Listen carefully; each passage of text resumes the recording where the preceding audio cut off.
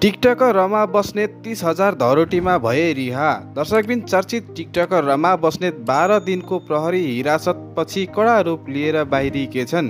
नेपाल प्रहरीको साइबर ब्युरोले प्रतिष्ठित व्यक्ति तथा संस्थामाथि सामाजिक सञ्जाल मार्फत गाली गलौज र बेइज्जती गरेको आरोपमा टिकटकर रमा बस्नेतलाई 12 दिन अघि पक्राउ गरिएको थियो।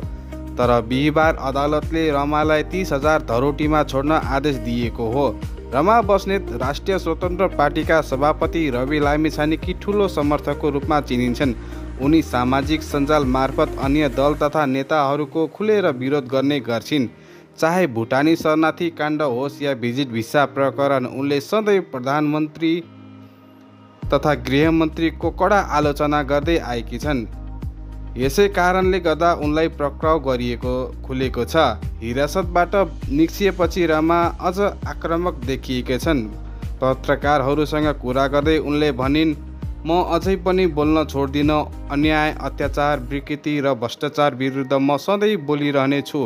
अझै पनि म भिजिट भिसा प्रकरण, भुटानी शरणार्थी प्रकरण काण्ड जस्ता भ्रष्टाचार मुद्दामा सतर्क रूपमा आवाज उठाउनेछु।